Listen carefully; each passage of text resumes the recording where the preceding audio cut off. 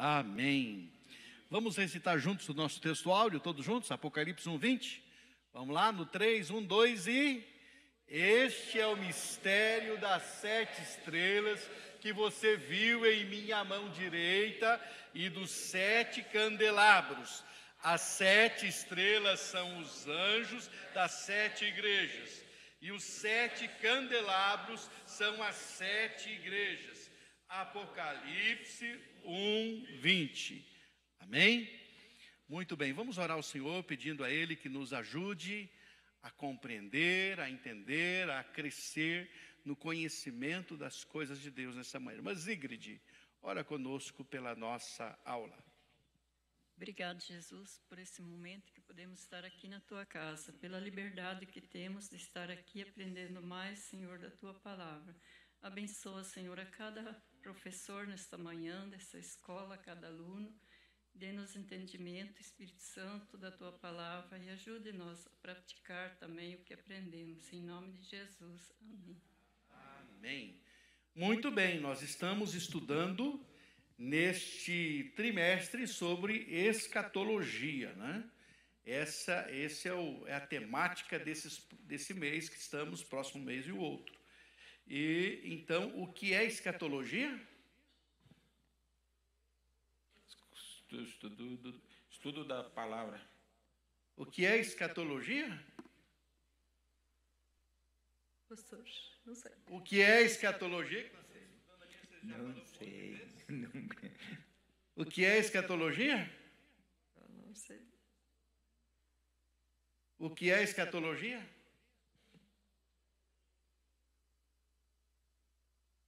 Muito bem, escatologia, irmãos, é o estudo das últimas coisas, o que vai acontecer no final. Então diga para o seu irmão agora, para ele aprender, não esquecer nunca mais. Diga para ele, escatologia é o estudo das últimas coisas. Do que vai acontecer no final, a vinda de Jesus, ressurreição, novo céu, nova terra. Quando se trata das coisas futuras, nós estamos falando do quê? De escatologia, uma palavrinha grega para definir a doutrina das coisas que vão acontecer no final. Amém? Muito bem. Mas o que tem a ver essas cartas às 7 igrejas do Apocalipse com escatologia? Por que essas cartas estão aí?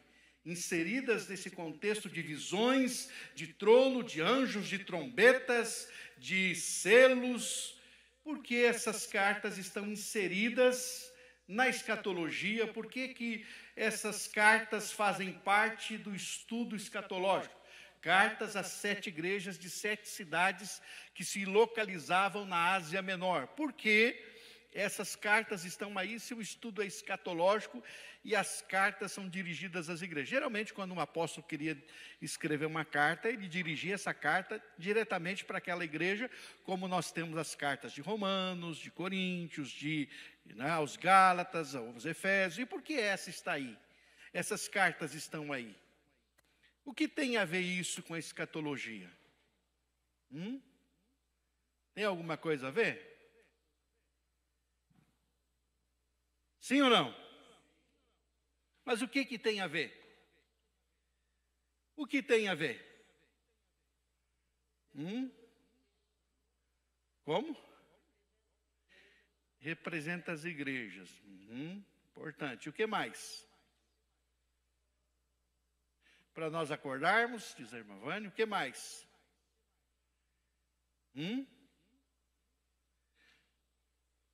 Muito bem, a mensagem de Apocalipse, o que significa Apocalipse mesmo? O que significa a palavra Apocalipse?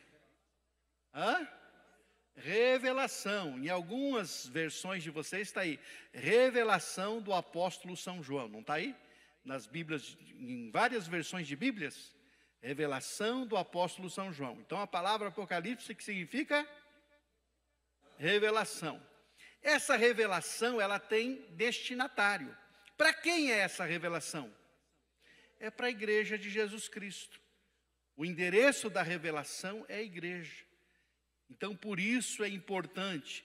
E uma outra coisa importante é que o Senhor está alertando a sua igreja para que ela esteja atenta para os acontecimentos do fim. Então, uma igreja, mais do que qualquer outro povo, a igreja de Jesus é quem está esperando o noivo. Quem espera o noivo é a noiva. É a noiva que deve estar esperando o noivo. Amém?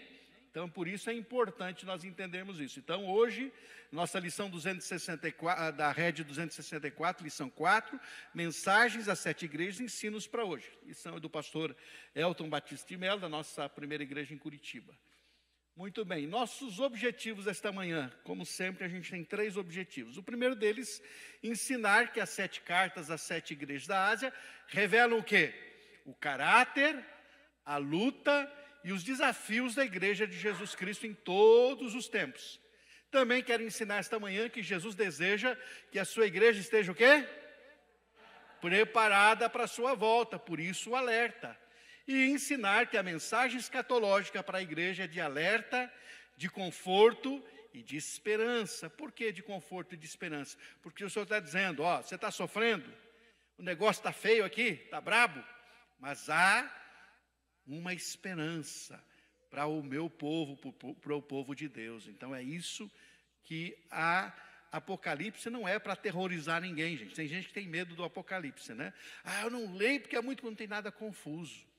Tem figuras de linguagem, sim, mas é uma palavra de esperança. Está mostrando, né, o que vai acontecer, está mostrando a luta da igreja, está mostrando o que virá de pragas, enfim. Mas quem está em Cristo Jesus não precisa temer nada disso, porque está seguro e pode até enfrentar algum tipo de aflição, tribulação, de angústia, mas há esperança no final. E nós temos isso muito claro no Apocalipse. Então, ele não é um livro para amedrontar, é um livro para trazer esperança. Amém? E exatamente por isso foi endereçado a essas igrejas aqui, porque elas estavam sempre debaixo de muita perseguição. Então, nesse tempo difícil, eles recebem o Apocalipse, a revelação, dizendo, olha, já está tudo preparado.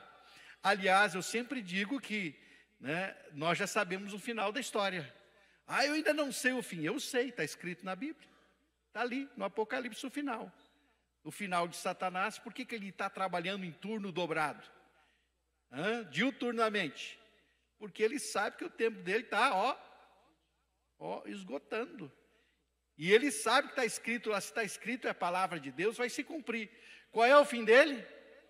Lago de fogo. Então, por isso que ele está agoniado.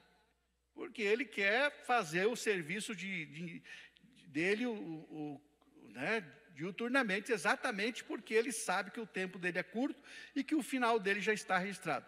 Como ele não pode tocar em Deus, ele toca naquilo que Deus ama, ele tenta destruir o ser humano. E destrói, tem destruído, porque essa é a missão dele, né? E ele tenta derrubar quem está de pé.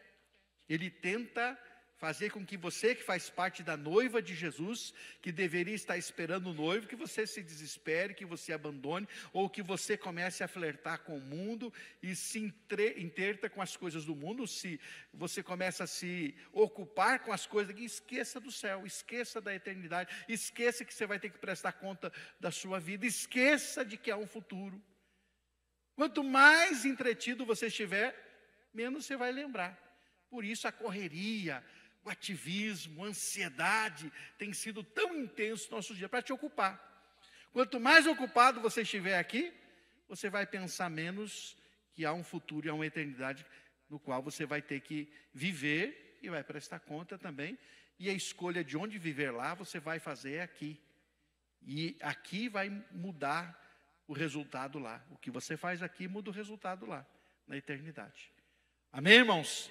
Então, por isso é tão importante nós estudarmos sobre as cartas. Na ceia do Senhor desse mês, eu falei, com base nas 7 igrejas, nós estudamos aqui, já ministrei nesse mês, com base nas 7 igrejas, mostrando, né, que cada uma representa uma coisa, o amor, né, o sofrimento, a verdade, a realidade. Falamos sobre isso aqui na ceia do Senhor. Muito bem.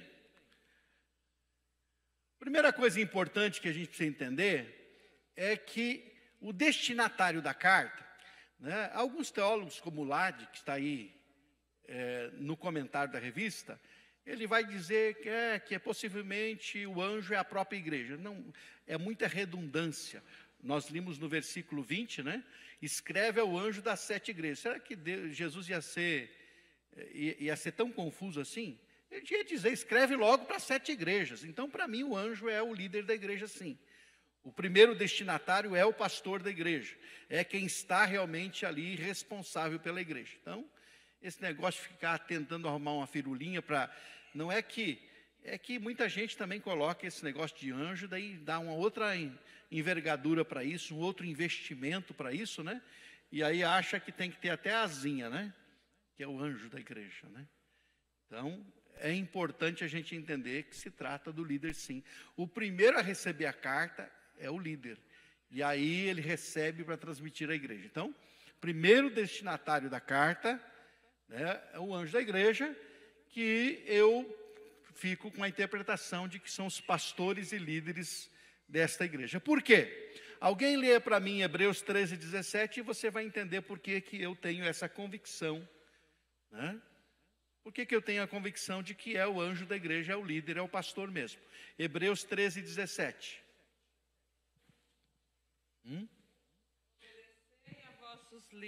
Obedecei a vossos líderes, sendo-lhes submissos, pois eles estão cuidando de vós como quem há de prestar contas, para que o façam com alegria e não gemendo, pois isso não vos seria útil.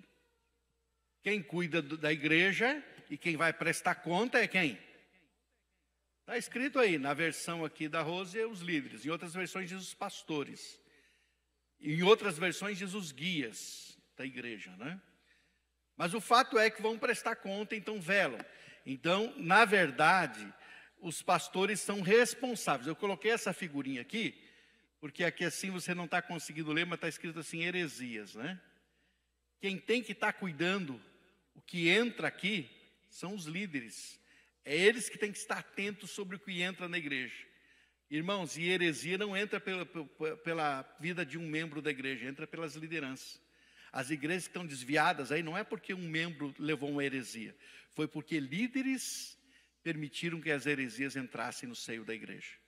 Tá? Começa a examinar e você vai descobrir isso, né? Lideranças que deixaram que fosse entrando e não vigiaram, e aí trouxe ou tem trazido grandes prejuízos. Então, a carta tinha como primeiro destino os pastores e líderes da igreja, tá? As cartas, elas seguem o mesmo modelo. Qual é o modelo? Então, as 7 igrejas ficavam aqui na Ásia Menor, né? Éfeso, Esmirna, Pérgamo, Tiatira, Sardes, Filadélfia e Laodiceia. Elas ficavam nessa região hoje, é a Turquia, onde é a atual Turquia, né? Então, as cartas seguem que modelo? Uma comunicação anjo que representava a igreja. Primeira coisa que é endereçada ao anjo da igreja. Então, né, é endereçada, tem um endereço, a comunicação ao anjo. Depois, uma descrição de Jesus. Cada uma delas tem uma descrição de Jesus. Eu sou, e ele vai descrever quem ele é. Para cada igreja, ele se identifica de uma maneira diferente, porque aquela igreja precisa ver Jesus daquela forma. É interessante isso. A igreja precisava enxergar Jesus daquela forma que ele se apresenta.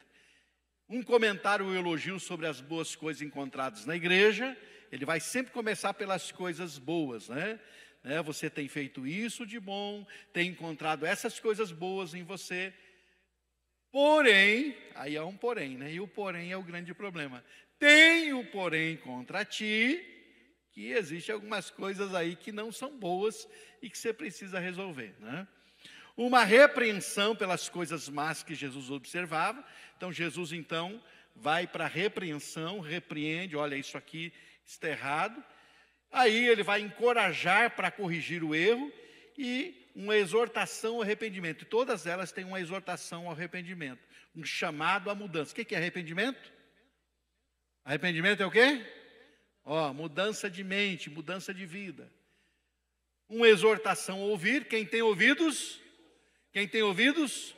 Esse ouvir aqui é muito mais do que escutar, do que você exercer, né, essa tua capacidade auditiva. Esse ouvir aqui é o ouvir de atender, de praticar, de colocar em prática o conselho que ele está dando. É isso que ele está falando.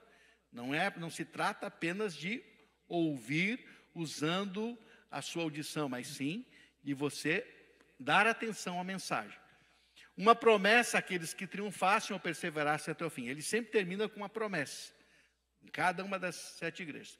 Quantos fizeram a leitura diária essa semana? Levanta a mão. Pouquinha gente. Gente, aproveite a revista Escola Dominical, faça as leituras diárias. As leituras diárias essa semana. Quantos leram já capítulo 2 e 3 de Apocalipse? Levanta a mão. Quem leu as leituras diárias, leu, né? Porque as leituras diárias, capítulo 2 e 3 de Apocalipse, né? Então leia, porque é importante você estar inteirado quando você vem para a escola bíblica. Tá bom? Amém?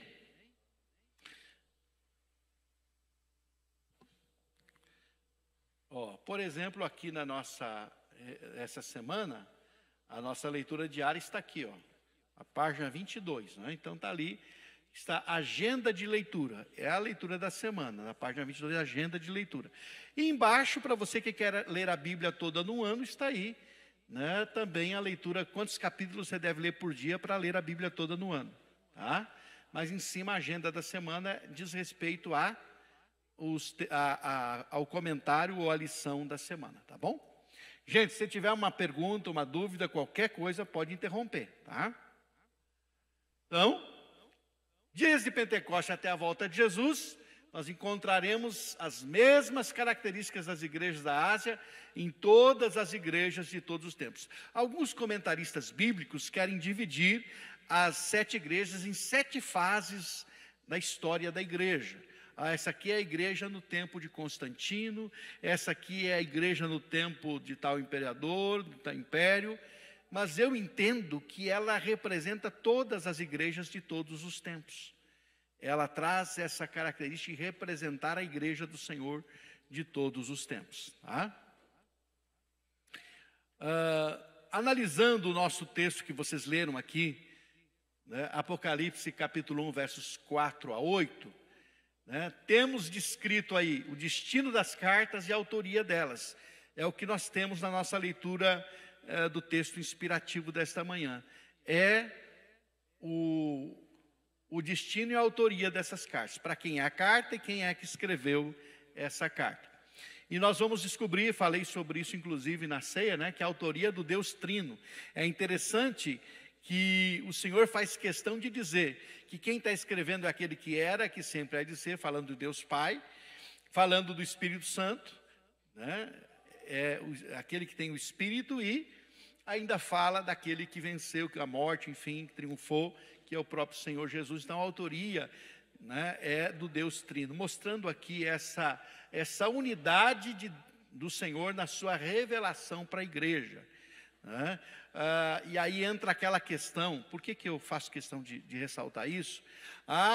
Jesus não sabe que hora que ele vai vir, é o Pai que sabe. Ele sabe porque isso é um assunto do Deus Trino.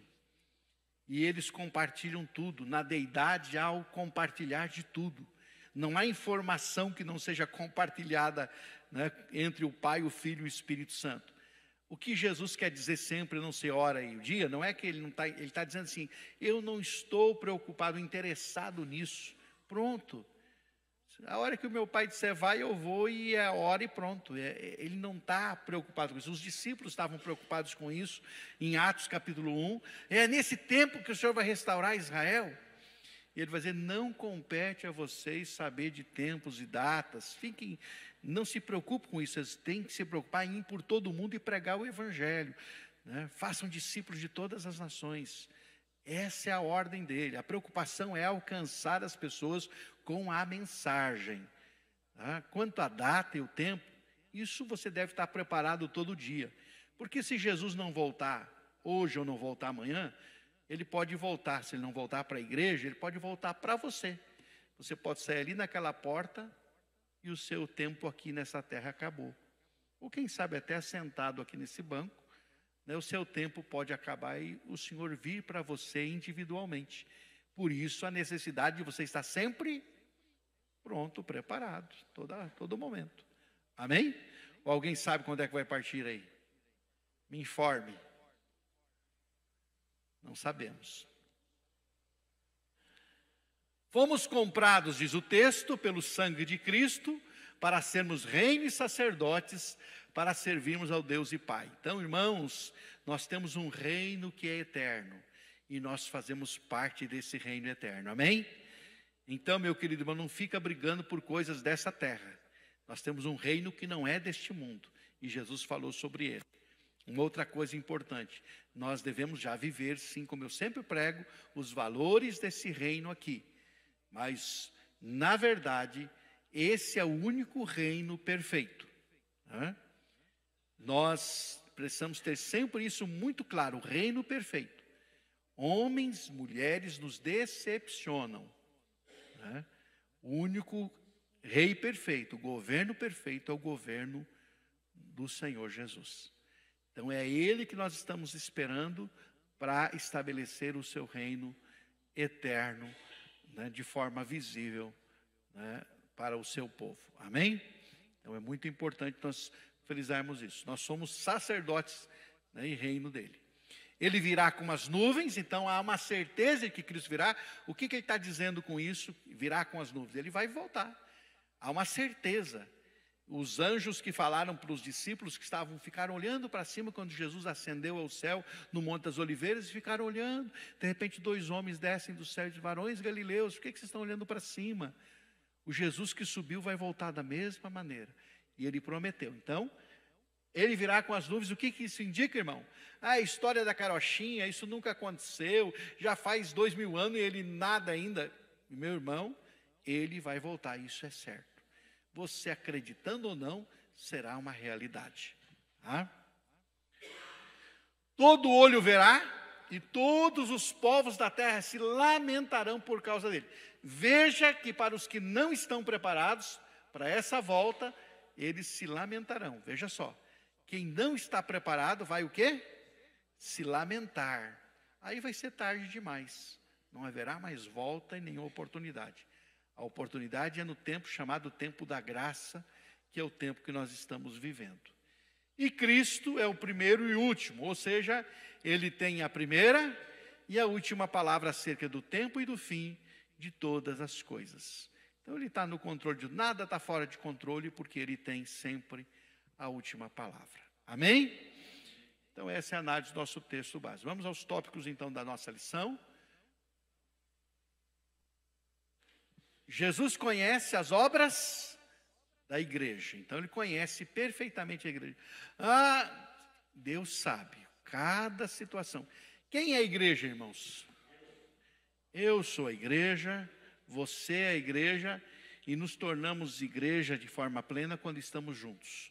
Nós somos a igreja, amém? Mas lembre-se que onde você estiver, você é a igreja. Então você na sua casa é a igreja, no seu trabalho você é a igreja, onde você estiver, você é a igreja. E quando estamos juntos, nós somos a igreja, né? Como corpo de Cristo, nós somos a igreja. E Jesus conhece as obras da igreja.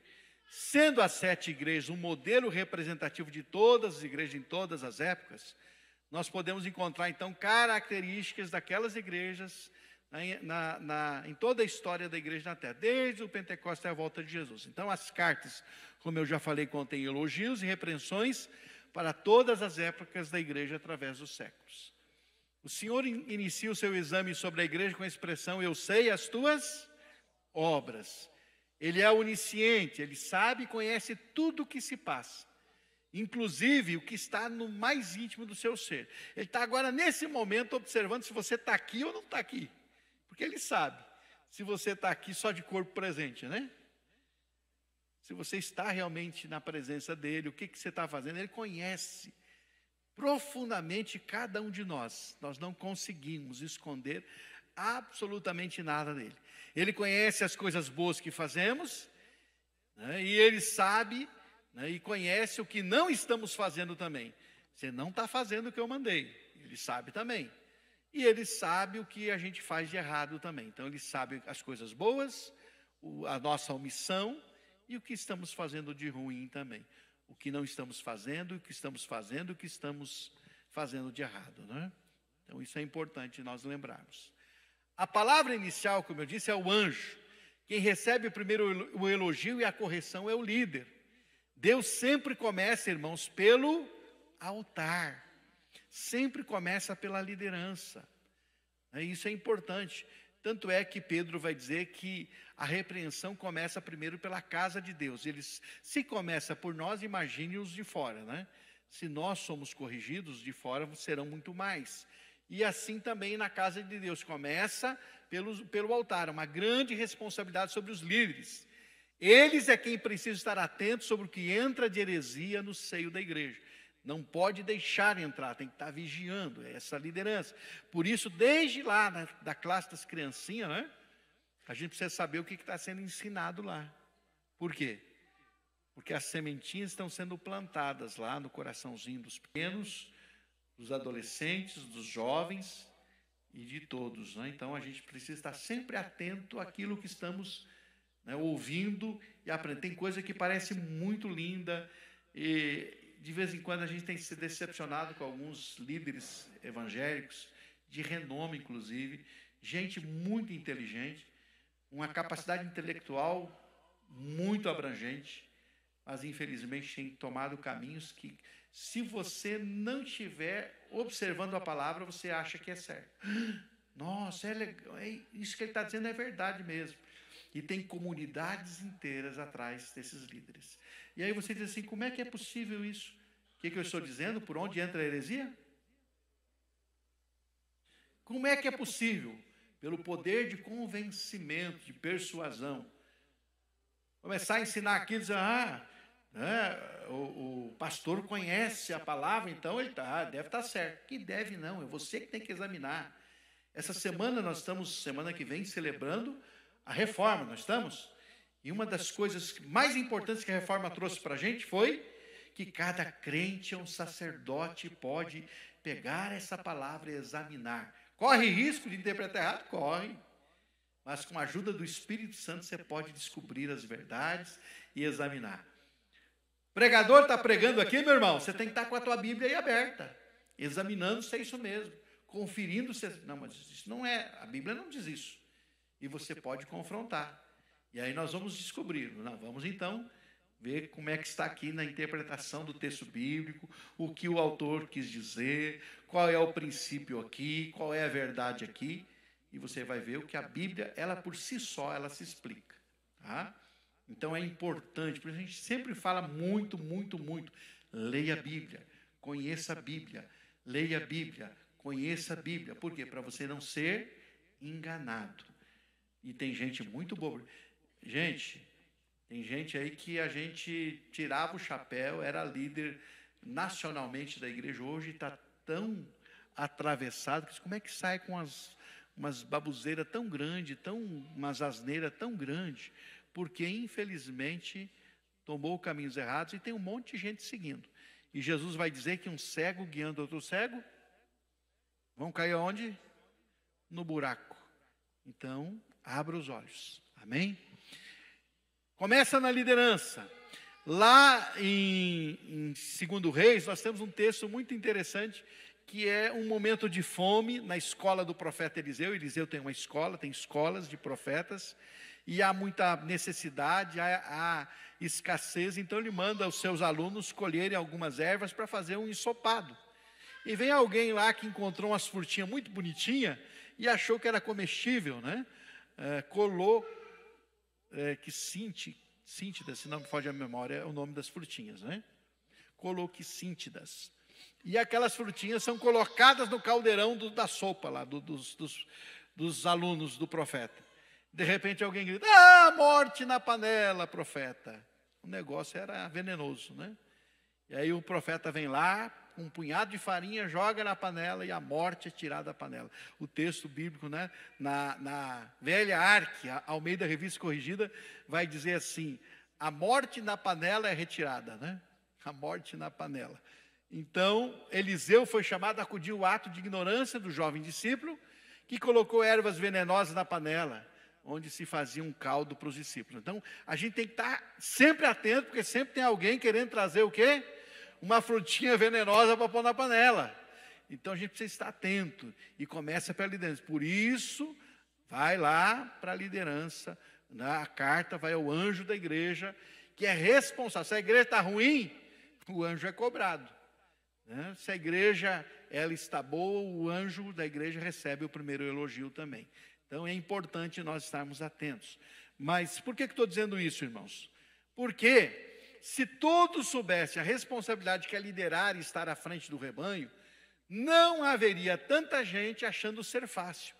E muito menos querendo fazer sem ser chamado e sem o devido preparo. Tem um monte de gente que acha bonito. Né? Título de pastor, então, tá. Nossa. Às vezes você tem igreja que tem mais pastor do que membro, né? Uma pastorada que mesmo, todo mundo é pastor. Não sabe nem o que é isso. Todo mundo é pastor. Ah, mas é para honrar o fulano. Irmão, a gente não consagra ninguém para honrar. A gente consagra quem tem chamado e vocação. Não é para honrar alguém. Vou honrar o irmão que está aqui há muito tempo, vou consagrar ele pastor. Não é para honrar. A gente consagra quando a pessoa tem chamado, vocação. E aí a gente faz. Então, é importante estar entendendo essa responsabilidade. Por que eu falo isso? Porque é aqui do meio da igreja que Deus vai levantar pastores. Amém? É daqui que Ele levanta. É daqui, do meio da igreja. Mas os que Ele levantam têm que ter essa visão de que é responsabilidade muito grande, porque tem que cuidar e tem que responder pelas pessoas. Nós não lemos ali em Hebreus 13:7, que vão dar conta das almas? Vai ter que dar conta, gente. Eu não sei como vai ser isso, mas a responsabilidade é que eu vou ter que prestar conta diante de Deus. E aí? Como vai ser? É sério. Então é importante. Você sabia que, embora a salvação seja individual, os pastores e líderes têm uma responsabilidade maior? Veja aí o Atalaia de Ezequiel. É um texto muito bonito que mostra isso, a responsabilidade do profeta. Deus dá uma chamada tão grande no Ezequiel que vai dizer assim: ó Ezequiel, você é o Atalaia, você é o responsável. Vamos ver lá, Ezequiel 33, de 1 a 6. Rapidamente, alguém que encontrou, levanta a mão que eu levo, o irmão Amarildo leva para nós. Já achou? Sim, então sim. leia para nós, irmão Amarildo.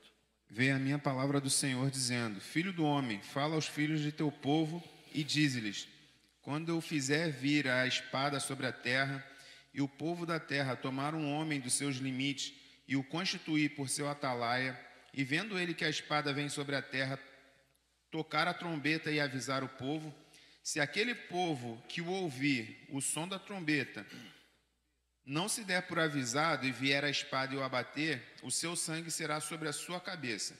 Ele ouviu o som da trombeta e não se deu por avisado, o seu sangue será sobre ele. Mas o que se dá por avisado salvará a sua vida. Mas se o atalaia vir que vem a espada e não tocar a trombeta e não for avisado o povo, se a espada vier e abater uma vida dentre eles, este foi abatido na sua iniquidade. Mas o seu sangue demandarei do atalaia. Está aí.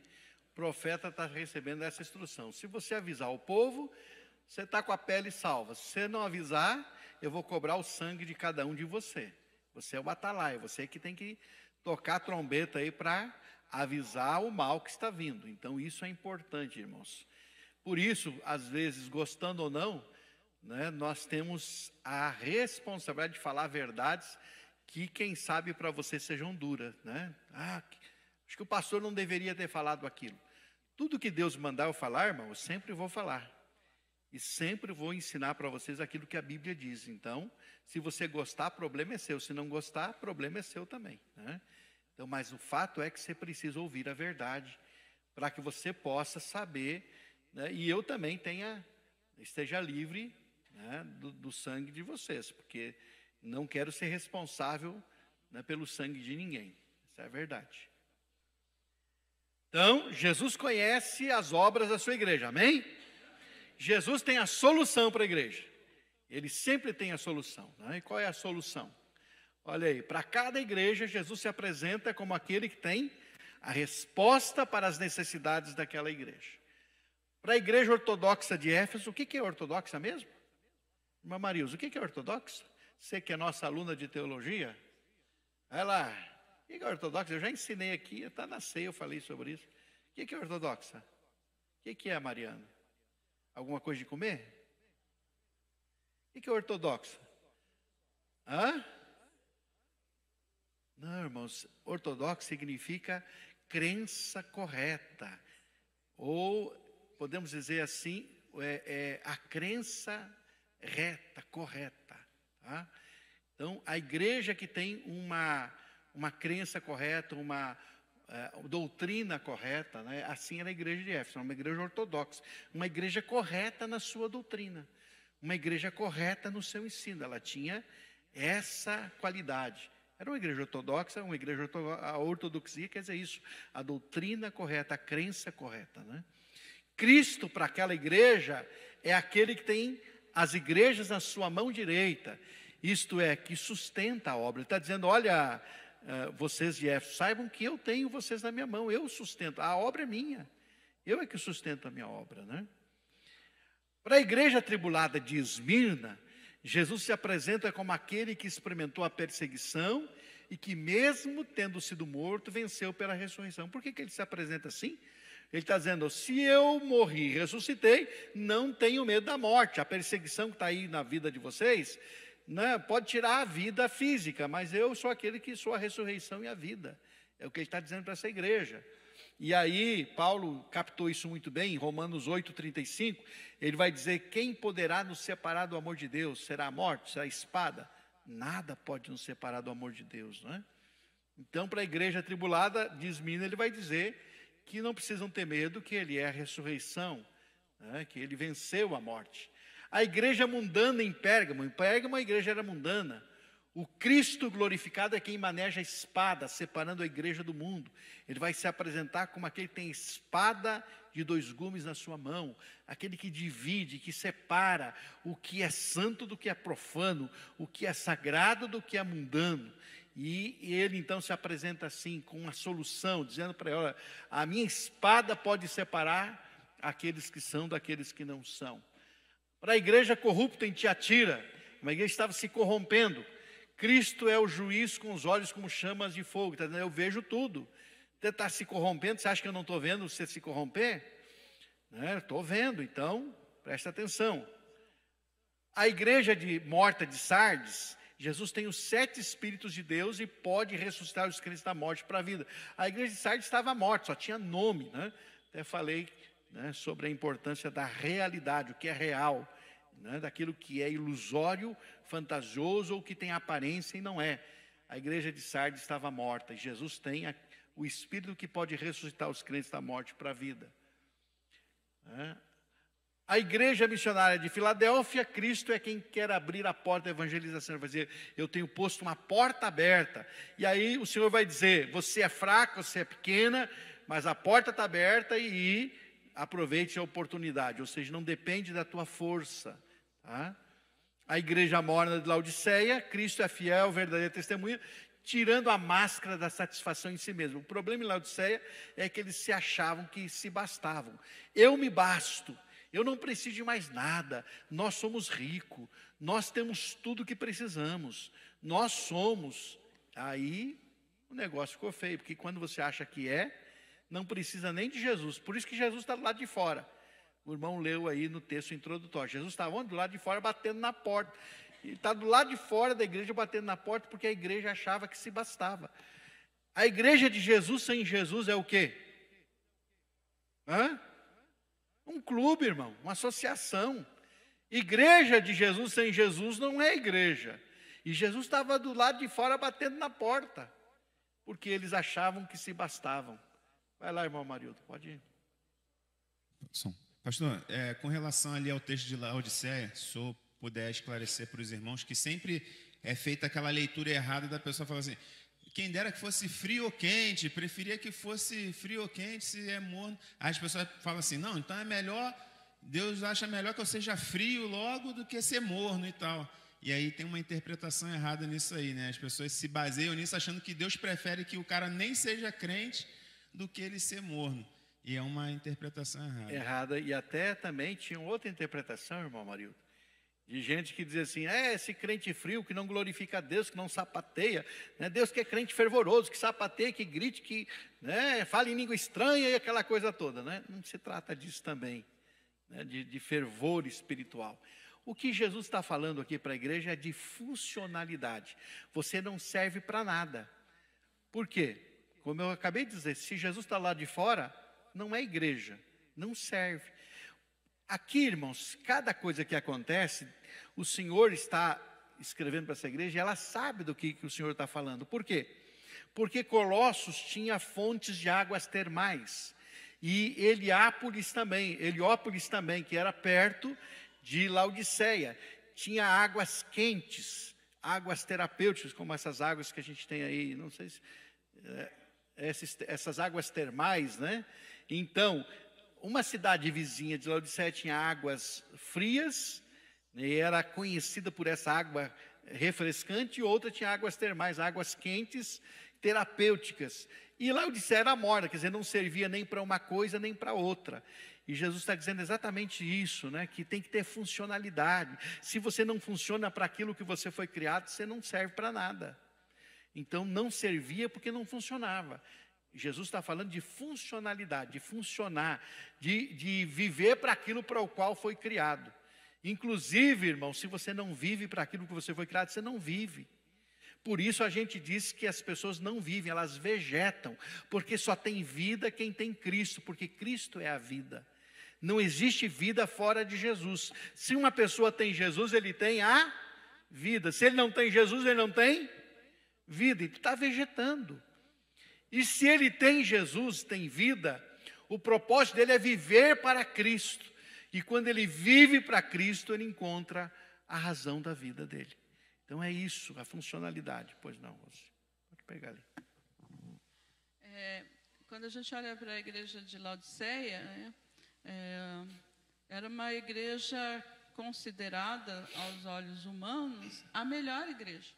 Ela estava numa cidade boa, que tinha riquezas, e a igreja provavelmente era uma igreja de pessoas ricas, por isso ela se achava, né, que não precisava de nada, porque ela era rica. E a gente vê que Jesus não faz nenhuma repreensão quanto à doutrina, quanto a heresias, quanto às obras dela. Jesus não faz nenhuma repreensão. Então é uma igreja que acho que todo mundo ia escolher, né, para pastorear, para ser membro. Então, aquilo que Jesus avalia e o diagnóstico que ele faz é diferente do nosso. A gente olha e essa é a melhor. Ela não tem problema com doutrina, ela não tem problema, vamos dizer assim, espiritual, né? É uma igreja rica, uma igreja grande, uma igreja boa, né? Essa aí que eu vou. Tem esse, mas eu entendo que não há nenhuma repreensão no sentido de que ela não está doutrinariamente fora, porque ela não funciona para nada. É uma associação. Então Jesus disse, vocês nem são igreja. Vocês pensam que são igreja, vocês não são igreja. Ele está do lado de fora. Eles achavam que eram, né? Exatamente. E aos olhos humanos, né, a pessoa olha, nossa, essa é a igreja. Por isso que a gente tem que cuidar para não ser levado pelas aparências, né? Isso é muito importante. E outra coisa que eu gostaria de falar sobre a igreja de Éfeso, né, que... deixa eu ver aqui o versículo. Jesus repreende ela, mesmo sendo uma igreja ortodoxa, né, que era fiel à doutrina, ao ensino, mas Jesus diz que ele tem uma coisa contra, que deixou o primeiro amor.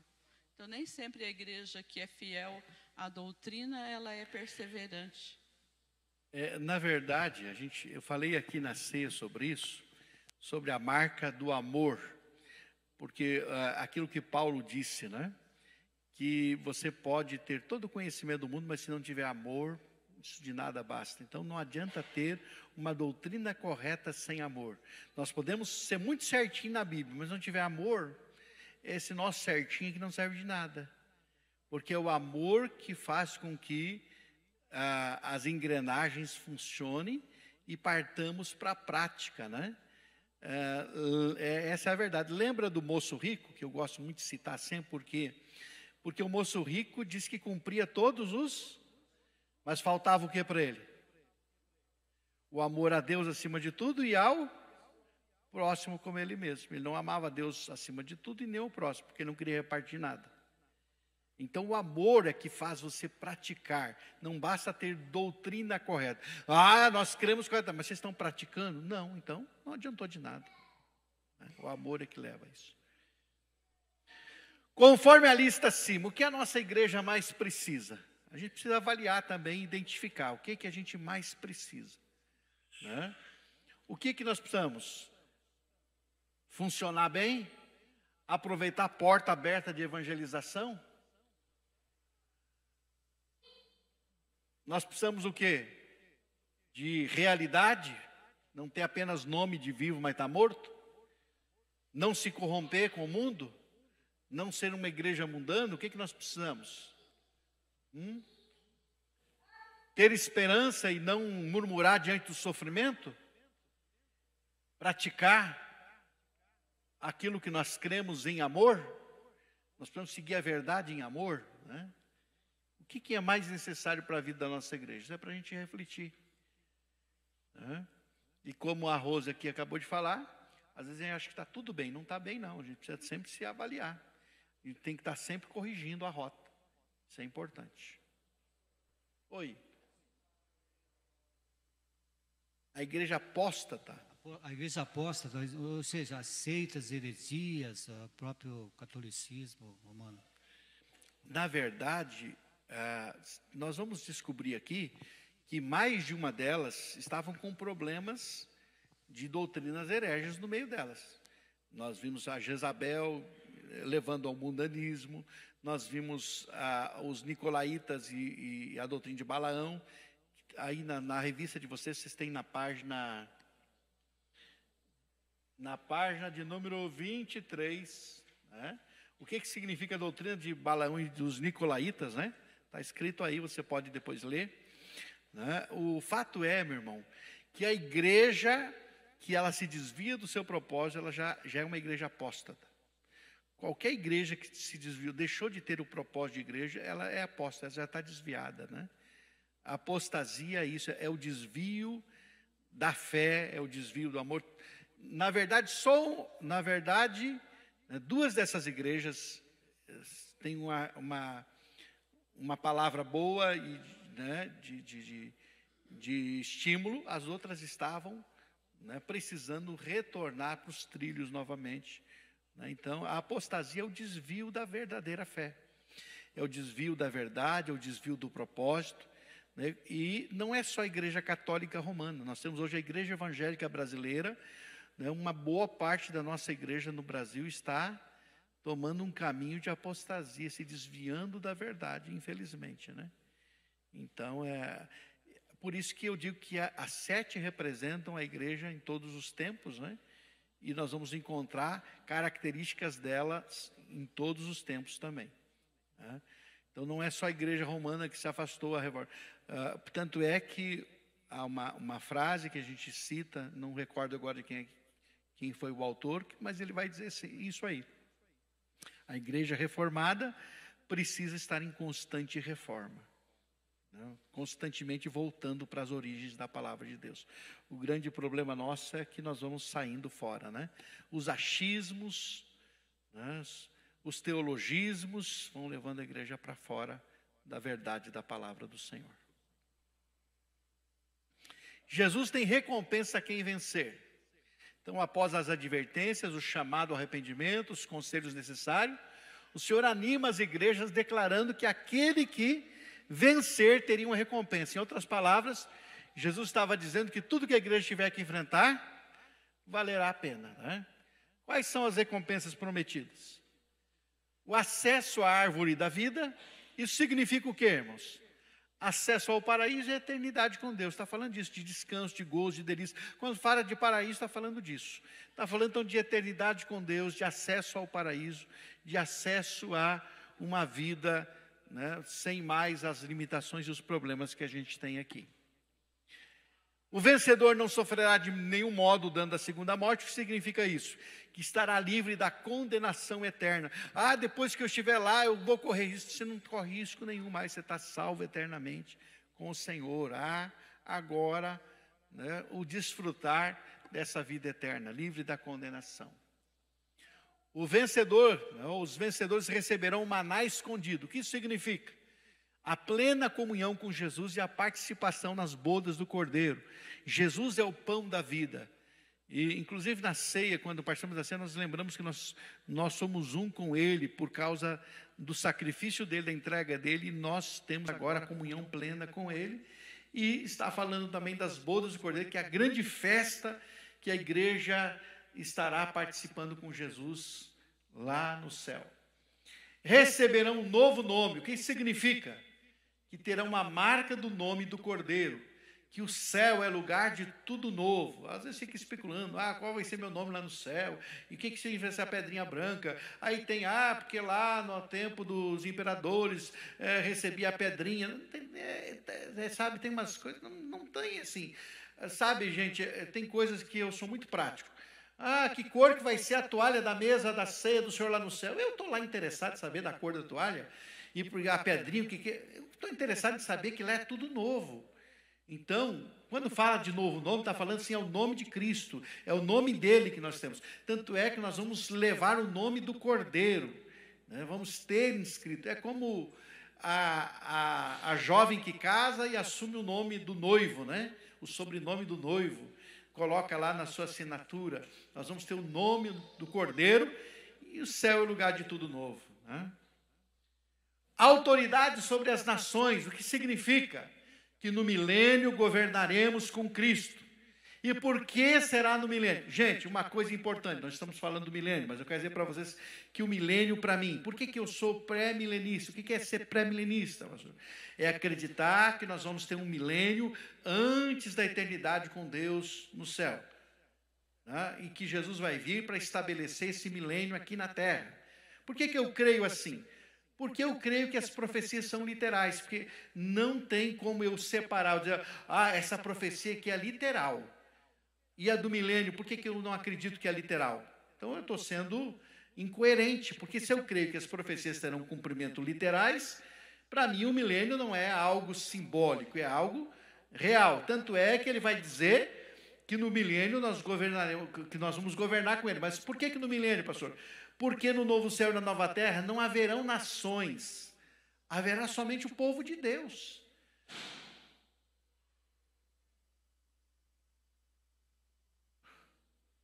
Se alguém puder ajudar aí, eu agradeço.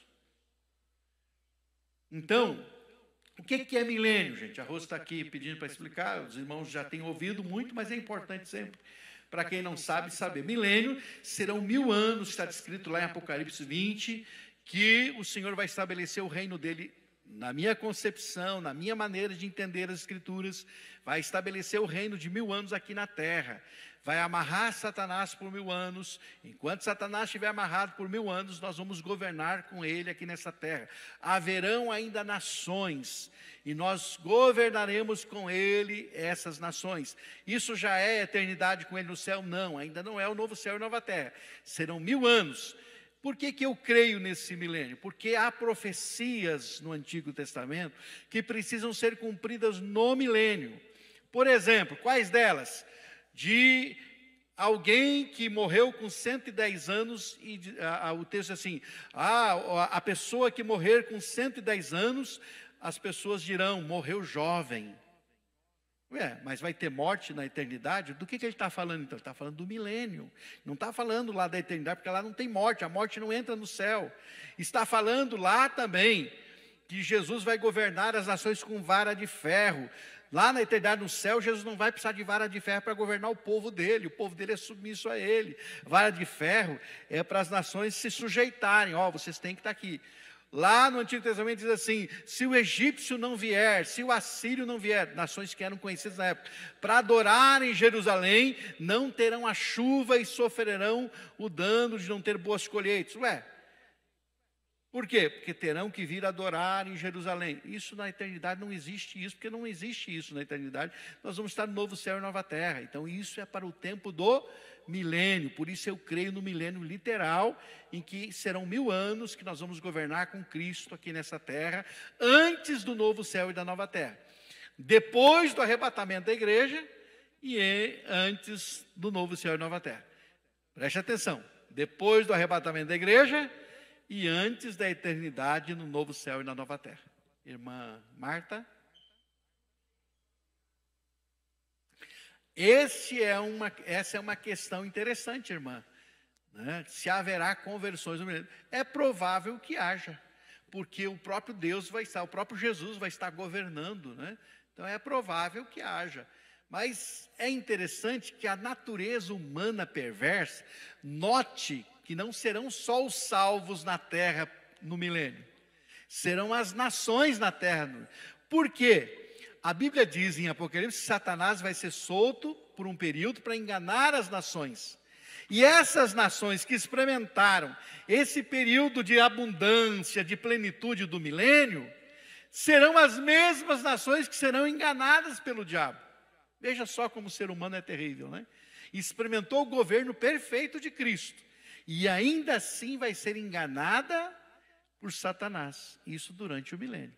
Então é provável que haja, mas também, como eu estou dizendo aqui, o ser humano é muito difícil, né?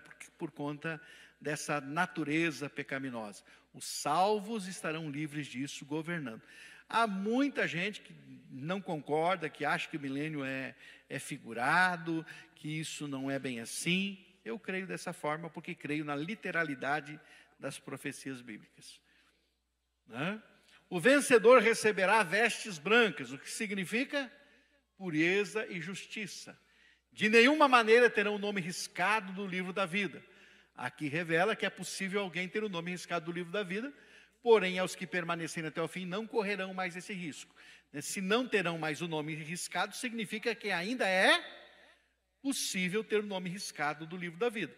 Agora, depois, não haverá mais esse risco. Aqui ainda existe. Você tem o teu nome no livro da vida, amém? Teu nome está lá, irmão? Amém. Corre risco de ser apagado? Se você não cuidar, você pode ter o nome apagado do livro da vida. Agora, depois, você vai estar tranquilo eternamente.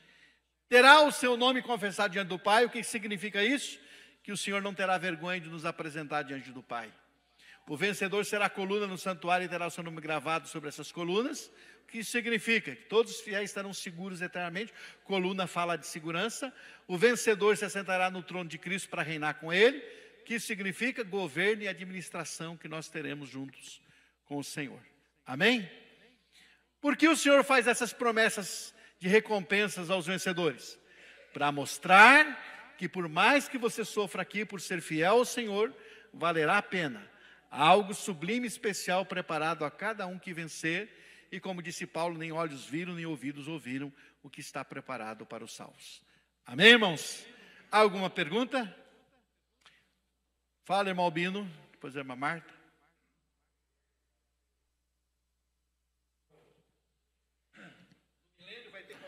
Normal, plantio, essas coisas? Exatamente, será tudo normal. Será o governo de Cristo nessa terra. As pessoas verão como será o governo perfeito, que é o governo de Cristo. Haverá comércio, haverá... Agora, nós não temos muito mais a dizer, porque a Bíblia também, ela não se detém falando muito sobre isso.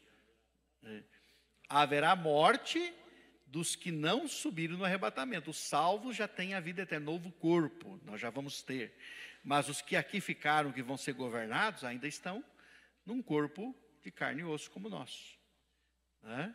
Então, não temos muita coisa sobre isso, mas a gente pode supor isso. Irmã Marta? Pois não. Tudo é para voltar no que era, né, pastor? Tudo é para voltar no que Deus tinha criado, que era perfeito, né? Então, tudo isso que o mundo está passando é para voltar no paraíso que Deus tinha criado no começo, né? Na verdade, esse paraíso, né, que é sinônimo de lugar perfeito, né, nós vamos experimentar um pouquinho no milênio, mas ainda não é isso. Né, e o verdadeiro paraíso será no novo céu e na nova terra. Né? Exatamente, mas o pecado estragou tudo, né? infelizmente. Tá? Concluindo, irmãos, alguma pergunta a mais? Alguma participação? Reinaremos com Cristo. Isso refere-se a todos os salvos ou só uma parte, os que vieram da grande tribulação? Eu não entendi bem esse texto. Eu creio que todos os salvos. Inclusive, nós vamos exercer também, né, a função de juízes, porque a Bíblia vai dizer isso. Paulo fala isso, né? E ele, inclusive, Paulo fala de todos. Ele diz, vocês estão se levando um ao outro ao tribunal, os irmãos levando um ao outro ao tribunal. Vocês que vão julgar o mundo, estão levando as causas de vocês para o mundo julgar. Então, o que ele está dizendo? Que todos os salvos vão ajudar a julgar o mundo. Em nossos dias, irmãos, encontraremos igrejas que precisam voltar ao primeiro amor, igrejas que estão sofrendo dura perseguição, igrejas que flertam com o mundo e ficam divididas, igrejas que se corrompem, igrejas mortas que só têm o nome de vivas, igrejas fiéis ao seu chamado e missão que aproveitam as oportunidades, e igrejas mornas que presumem que já tem tudo e não tem nada. Em nossos dias nós vamos encontrar essas características todas aqui na igreja de Jesus. Acabou, acho que a bateria aqui desse negócio. Toca aí para mim, faz favor, meu filho. Já foi agora? As 7 cartas, as 7 igrejas da Ásia revelam o caráter, a luta, os desafios da igreja de Jesus em todos os tempos e são alertadas por uma razão. Jesus deseja que a sua igreja seja preparada para a sua volta. Há também uma palavra de conforto e esperança para a igreja. E ainda promessas que revelam que vale a pena enfrentar o que quer que seja e permanecer até o fim. Amém, queridos? Se não há nenhuma pergunta, a nossa lição essa manhã não é polêmica, uma lição mais para nos levar a compreender quanto Jesus ama a sua igreja, quanto Ele quer que ela esteja alerta e preparada para a sua vinda. Que o Senhor nos ajude a entender isso. Estejamos preparados para a volta do Senhor Jesus. Amém? Que o seu coração esteja em paz. Que o seu coração esteja convicto de que Jesus Cristo vai voltar e que você precisa estar preparado. Pai querido, muito obrigado por esta manhã. Muito obrigado porque podemos rever a respeito, Senhor amado, do teu interesse em cuidar da tua igreja. A igreja é tua, o Senhor anda no meio da igreja, porque o Senhor anda no meio dos candeeiros. O Senhor tem os pastores nas tuas mãos, conhece cada uma das tuas igrejas, conhece todas as coisas a respeito da igreja. Ajuda-nos, Senhor, a crescermos cada dia, a melhorarmos, a vivermos em santidade, a vivermos uma vida que te agrada, uma vida plena em ti. Senhor, ajuda-nos a estarmos vigilantes, cumprindo a nossa missão, cumprindo o nosso propósito, e que como igreja do Senhor estejamos prontos e dizendo, Maranata, ora vem, Senhor Jesus. Muito obrigado. Amém.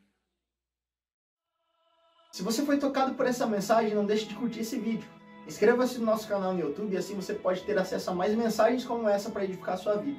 E se você deseja fazer parte da nossa igreja e ter mais acesso às nossas informações e novidades, é só você baixar o nosso aplicativo no seu celular. Baixe gratuitamente. É só você abrir a loja virtual no seu celular e digitar IBI Cascavel. Ali você baixa o nosso aplicativo e tem mais acesso às nossas novidades e faz parte dessa família também. Deus te abençoe e um grande abraço.